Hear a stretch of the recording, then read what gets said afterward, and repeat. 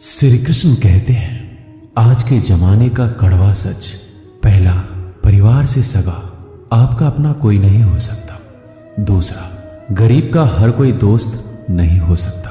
तीसरा, आज भी लोग अच्छी सीरत वाले पर ध्यान नहीं देते बल्कि अच्छी सूरत वाले पर ध्यान देते हैं। चौथा, आज के जमाने में इज्जत सिर्फ पैसों की होती है, इंसान की नहीं।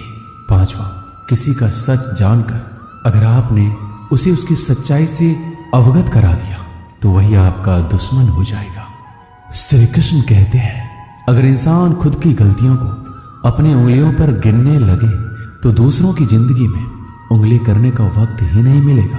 दो शब्द मीठे बोल बोलने से किसी का खून बढ़ जाए तो वो भी एक प्रकार से रक्तदान है। खुशियां तकदीर में होनी चाहिए, तस्वीर में तो हर कोई मुस्कुराता है। और कितने इम्तिहान लेगा वक्त तू, जिंदगी मेरी है फिर मर्जी तेरी क्यों। आपने बरगद के वृक्ष को देखा है, जितना विशाल होता है वह उतना ही दृढ़ होता है।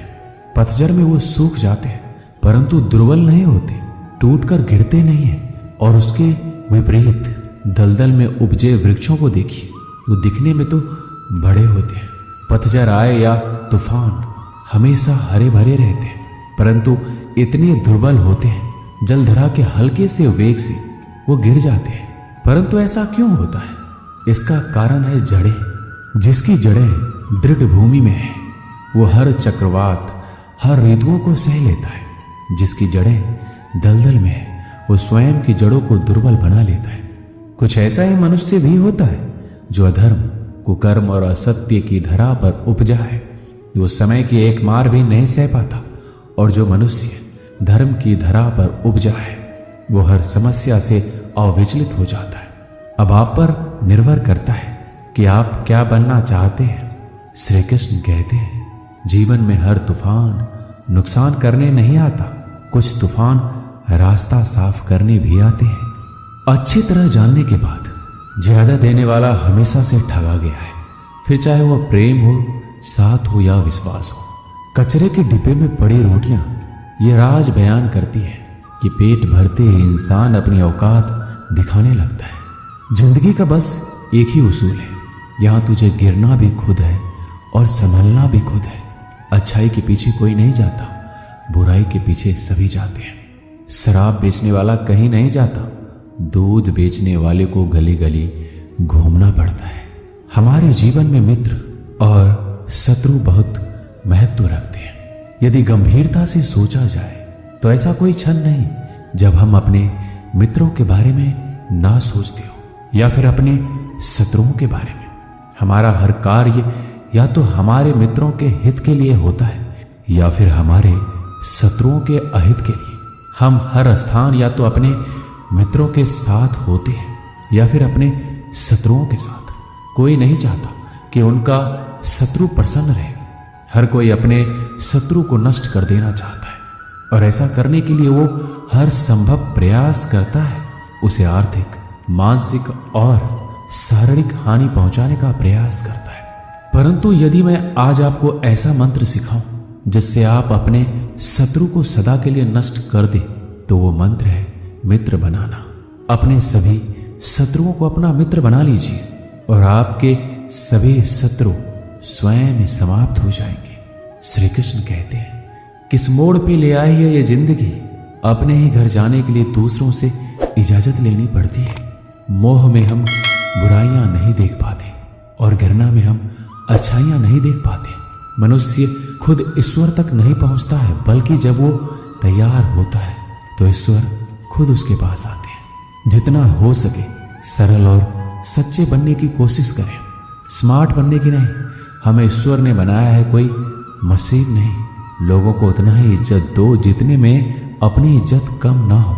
ज्यादा इज्जत देने में कुछ लोग सिर पर चढ़ जाते हैं। इंसान सुनता आधा है, समझता चौथाई है, सोचता शून्य है लेकिन प्रतिक्रिया दुगनी देता है।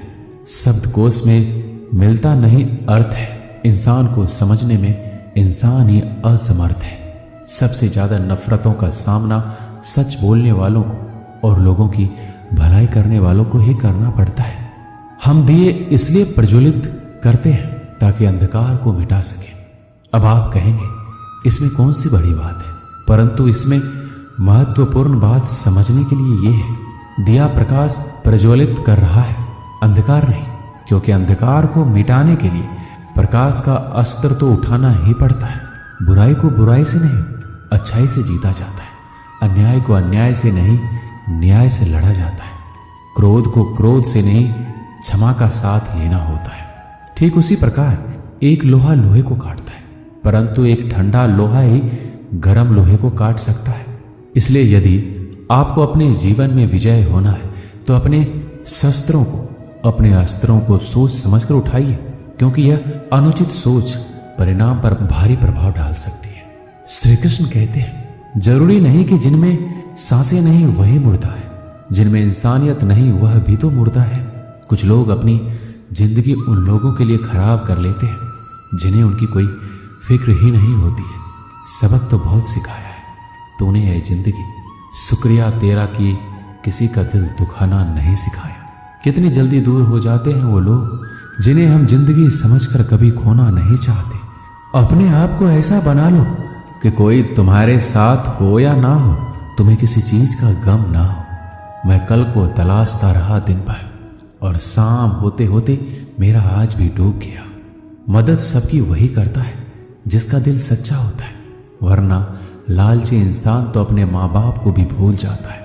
कड़वा है पर सच है, किसी को अपनी जान से ज्यादा चाहने का इनाम दर्द और आंसू के अलावा कुछ नहीं मिलता।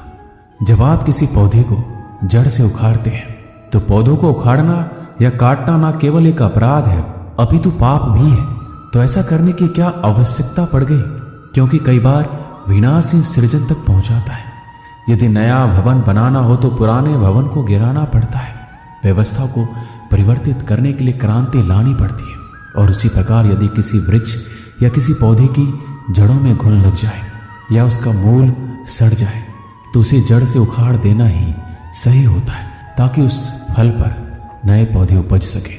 श्री कृष्ण कहते हैं, बात तब बिगड़ती है जब चीजों से प्यार किया जाए और लोगों को इस्तेमाल किया जाए। जिंदगी में मंजिल तो मिल ही जाती है, लेकिन वो लोग नहीं मिलते जिन्हें दिल से चाहा हो। ना पूरी तरह से पूरा है, हर एक व्यक्ति कहीं ना कहीं से अधूरा है। आजकल जरूरत तय करती है कि किसके साथ कब तक और कितना मीठा बोलना है। इतिहास गवाह है, प्यार के बदले प्यार नहीं, धोखा ही मिलता है। जो दूसरों का हक और खुशी छीन लेता है उसका हिसाब वक्त जरूर लेता है। कोई मुझसे पूछ बैठा, बदलना किसको कहते हैं? सोच में पड़ गया हूं, मिसाल किसकी दूं, मौसम की या अपनों की? ये भी अच्छा है कि यह दिल सिर्फ सुनता है, अगर बोलता होता तो कयामत हो जाती। कभी आप ब्रह्म मुहूर्त में जगे हैं? जग कर देखिए, संध्या होने के पश्चात जब रात्रि का अंधकार सारे संसार को धीरे धीरे अपने अंधकार में निगलने लगता है, तो यही अंधकार ब्रह्म मुहूर्त में भोर होने से ठीक कुछ समय पहले अधिक काला हो जाता है। इसी तरह हमारा जीवन भी कुछ ऐसा ही होता है। जब हमारे जीवन की समस्याएं अपने अंत पर होती है तो यही समस्याएं एक भीषण रूप लेकर हमारे समक्ष प्रस्तुत हो जाती है। और ऐसे परिस्थिति में अधिकतर लोग हार मान जाते हैं, भय खा जाते हैं। परंतु यदि आप हार ना माने, भय ना खाएं, दृढ़ निरंतर आगे बढ़ते रहें, तो प्रकाश के रूप में हमारा स्वागत करने के लिए सूर्य उदय सदा हमारे समक्ष प्रस्तुत रहेगा। श्री कृष्ण कहते हैं, अगर कुछ लोग आपको गलत समझते हैं तो इस बात का बुरा ना माने, क्योंकि वह आपको उतना ही समझते हैं जितनी उनकी समझ उन्हें इजाजत देती है। जो रिश्ता हमें रुला दे उससे गहरा कोई रिश्ता नहीं है, और जो रिश्ता हमें रोता हुआ छोड़ दे उससे कमजोर कोई रिश्ता नहीं है। जवाब तो हर बात का दिया जा सकता है, मगर जो रिश्तों की अहमियत ना समझ पाया वो शब्दों को क्या समझेंगे। जमाना बदल रहा है, ये कहकर लोग बदल रहे हैं। गौर किया तो देखा कुछ भी नहीं बदला है, बस अपने मतलब के हिसाब से लोग बदल रहे हैं। लोग कितनी आसानी से कह देते हैं, रात गई बात गई। उनको कौन बताए, दिल पर लगने वाली बातों को मिटाने में रात नहीं जिंदगी छोटी पड़ जाती है। जब इंसान अंदर से टूटता है तो बाहर से मिलने वाली हर खुशी उसे सिर्फ हंसा सकती है, परंतु अंदर से खुश नहीं रख सकती। बोलकर सोचने से अच्छा है सोचकर बोला जाए। आधे झगड़े तो यूं ही खत्म हो जाएंगे। तुझ पर खर्च करने के लिए बहुत कुछ नहीं था मेरे पास, थोड़ा वक्त था, थोड़ा मैं था, दोनों बर्बाद हो गए। ना जाने क्यों डरते हैं लोग मौत से, एक यही तो देती है आजादी जिंदगी की जंजीरों से। कभी ना कहो कि दिन अपने खराब है, समझ लो कि हम कांटों से घिरे हुए गुलाब हैं। तकलीफ की सुरंगों से जब गुजरती है जिंदगी तो अक्सर अपने हाथ और साथ दोनों छोड़ देते हैं। सही समय की प्रतीक्षा करके स्वयं को मूर्ख मत बनाइए, क्योंकि सही समय तभी आएगा जब उसे सही बनाने के लिए आप प्रयत्न करेंगे। अगर आप बहुत सारी परेशानियों से गुजर रहे हैं तो एक बात याद रखिए, सितारे कभी अंधेरे के बिना नहीं चमकते। कद्र होती है इंसान की जरूरत पड़ने पर, क्योंकि बिना जरूरत के तो लोग मोमबत्ती भी नहीं जलाते। उम्मीद एक उपहार है, बोझ नहीं। जब लोग आपसे कुछ उम्मीद करते हैं तो इसका मतलब है आपने उन्हें आप पर विश्वास करने के कारण दिए हैं। इंसान नहीं बोलता है, उसके दिन बोलते हैं, और जब दिन नहीं बोलता है तो इंसान लाख बोले लेकिन उसकी कोई नहीं सुनता। जीवन जीने के लिए मौन आवश्यक है, परंतु जब बात मर्यादा की हो तो शस्त्र उठाना अनिवार्य हो जाता है। क्रोध तब पुण्य बन जाता है जब वह धर्म और मर्यादा के लिए किया जाए, और सहनशीलता तब पाप बन जाती है जब वह धर्म और मर्यादा को बचा ना पाए। कभी भी स्वयं पर घमंड मत करना, क्योंकि पत्थर भी भारी होकर पानी में अपना वजूद खो देता है। एक बार की बात है, एक गांव के दो व्यक्तियों ने शहर जाकर पैसा कमाने का निर्णय लिया। शहर जाकर कुछ महीने इधर उधर छोटा मोटा काम कर दोनों ने कुछ पैसे जमा किए। फिर उन पैसों से अपना अपना व्यवसाय प्रारंभ किया।